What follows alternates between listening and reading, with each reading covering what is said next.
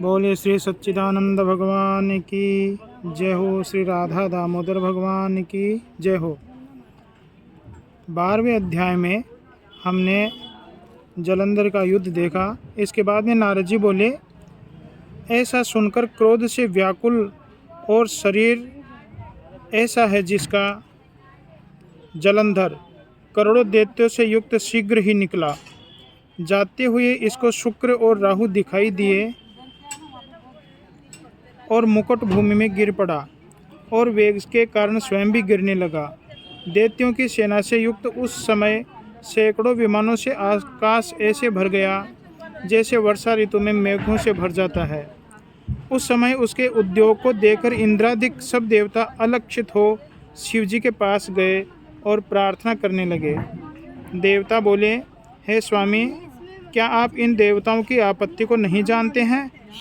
अर्थात जानते हैं तो उससे हमारी रक्षा के निमित्त इस सागर नंदन को मारो। यह देवताओं का वचन सुनकर शिवजी हंसकर महाविष्णु भगवान को बुलाकर कहने लगे, हे विष्णु जी, आपने संग्राम के बीच में जलंधर को क्यों नहीं मारा?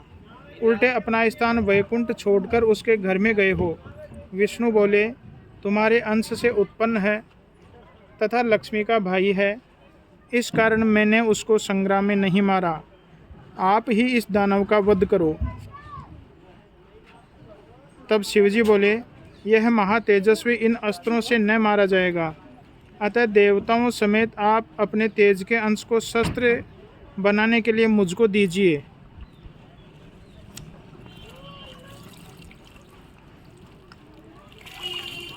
नारद बोले, इसके बाद विष्णु आदि सब देवता अपने तेजों को दिए। वे सब तेज इकट्ठे हो गए। यह देखकर शिव ने अपना भी तेज छोड़ा। शिवजी ने उस तेज के समूह से ज्वालाओं की माला से अति भयंकर उत्तम शस्त्र सुदर्शन नाम चक्र बनाया। उसमें से जो कुछ तेज बना रहा उससे इंद्र ने वज्र बनाया। करोड़ों हाथी घोड़े रथ पायदों से युक्त जलंधर को कैलाश पर्वत के समीप की भूमि में देखा। उसको देखते ही सब देवता जैसे आए हैं वैसे ही छिप छिप कर चले गए और गण अति शीघ्रता से युद्ध के लिए संग्राम में आ गए। उसके पीछे शिवजी की आज्ञा से नंदी, गणेश, स्वामी कार्तिक आदि गण युद्ध के लिए दुर्मद हो कैलाश से शीघ्र उतरे। उसके बाद कैलाश के समीप भूमि में शिव का और दैत्य का शस्त्रास्त्र से परिपूर्ण घोर संग्राम होने लगा। वीरों के आनंद देने वाले भेरी, मृदंग और शंख इनके समूहों के तथा हाथी घोड़े रथ इनके शब्दों से नादित पृथ्वी कांपने लगी। शक्ति तोमर बाणों के समूह, मूसल, प्रास और पट्टिस अस्त्रों से व्याप्त आकाश ऐसा शोभायमान हुआ मानो कि उल्काओं से आच्छादित है। मारे हुए जो रथ, हाथी, घोड़े हैं उनसे भूमि ऐसी शोभित हुई कि मानो वज्र से गिराए हुए पर्वत के शिखरों के खंडों से आच्छादित हो रही है। शिव के गणों से मारे गए दैत्यों को उस युद्ध में शुक्राचार्य मृत संजीवनी विद्या के बल से बारंबार जिलाने लगे। उसको देख व्याकुल और भयभीत सब गण देव जो शिव हैं उनसे उस शुक्राचार्य जी की करतूती को कहने लगे। उसके बाद रुद्र के मुख से अति भयंकर ताड़ वृक्ष के समान जांघें वाली, गुफा के समान मुख वाले और स्तनों से पीड़ित किए हैं वृक्ष जिसने ऐसी कृत्या प्रकट की, वह युद्ध भूमि में आकर बड़े बड़े असुरों को भक्षण करती हुई शुक्राचार्य को अपनी भग में धारण करके अंतर्धान हो आकाश में चली गई। तब शुक्र को पकड़ा हुआ देखकर प्रसन्न मुख गणयुद्ध में दुर्मद हो दैत्यों की सेना को हर्ष मारने लगे।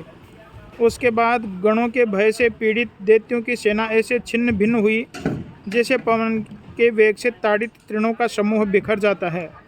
गणों के भय से भगी हुई सेना को देखकर शुंभ और निशुंभ दोनों सेनापति और बलवान काल नेमी ये तीनों क्रोध युक्त हो गए। ये तीनों महाबली वर्षा ऋतु में मेघ के समान बाण की वर्षा को छोड़ते हुए गणों की सेना को रोकने लगे। उसके बाद वे दैत्य के सर समूह टिड्डी दल के समान आकाश और सब दिशा को ढक लिया और गणों की सेना को कंपायमान कर दिया। सैकड़ों बाणों से बेधे गए। इसी से रुधिर की धारा को छोड़ते गण बसंत ऋतु में ढाक के वृक्ष के समान लाल रंग के सिवाय कुछ न जाने जाते थे। उस समय गिरे और गिराए गए।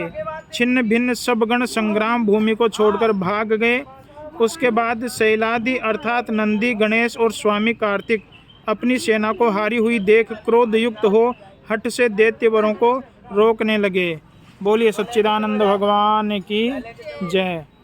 13वां अध्याय आज यमुना जी के तट पर समाप्त हुआ और भगवान आप सबको कार्तिक महात्म्य का पूर्ण फल प्रदान करें।